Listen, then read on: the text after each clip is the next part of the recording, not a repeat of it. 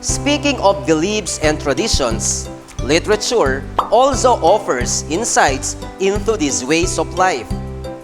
By exposing yourself to literary texts, you will understand the struggles and circumstances of people belonging to a community where harmful traditions perpetuate. In your attempt to develop feelings for others, you will first explain how the elements of a narrative contribute to its theme, which will lead you to analyze literature as a means of valuing other people and their various circumstances in life. And now, it is time to review the elements of a narrative. The first one is called plot. Plot refers to the series of events that comprise the whole story. It has 5 parts, namely, the exposition, which simply introduces the characters and the settings of the story. The rising action, in which the conflict or the problem is created by some complications and discoveries. The climax, or the most intense point of the story. The falling action, in which the problem of the story is resolved. And lastly, the resolution, or the conclusion of the story's plot. Another element of a short story is called conflict.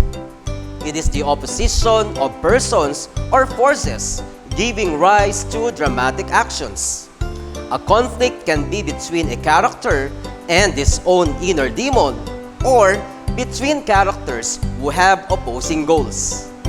Sometimes, conflict lies between characters and their environment or society.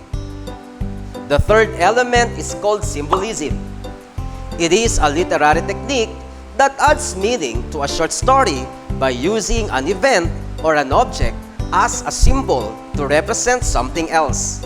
For examples, a shackle or chain may symbolize slavery, and a storm may symbolize challenges or obstacles.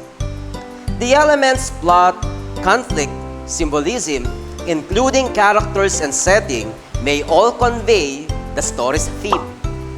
Theme is the underlying idea an author is trying to convey to an audience. Good versus evil, love, redemption, courage, and perseverance are the common themes or ideas in literature. Now that you have knowledge of these literary elements, it is time for you to analyze literature to explore ways on valuing other people and create a positive impact on their lives. The title of the story is The Lottery, written by an American fiction writer, Shirley Jackson. Listen closely as I read to you the summary of this story.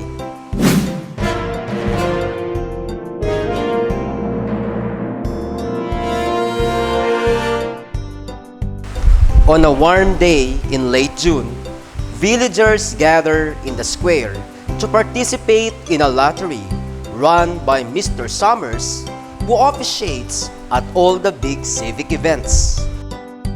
The children arrive first and begin collecting stones until their parents call them to order. Mrs. Hutchinson arrives late and chats briefly with her friend, Mrs. Delacroix. It's just another day in an idyllic small town. Mr. Summers calls each head of the household forward to a black wooden box, where each selects a slip of paper. Once the men have chosen, Mr. Summers allows everyone to open the paper and see who has been selected. The lucky person selected? Bill Hutchinson. His wife immediately starts protesting. So, we get the sense, somehow, that they are not about to win a couple of $1 million. What kind of lottery is this exactly? There are 5 people total in the Hutchinson family. Mr. Summers places 5 slips of paper into the box, and each member of the family draws. Tessie draws a slip of paper with a big black dot in the center. The villagers advance on her, and it becomes crystal clear what the price for the lottery really is: a stoning.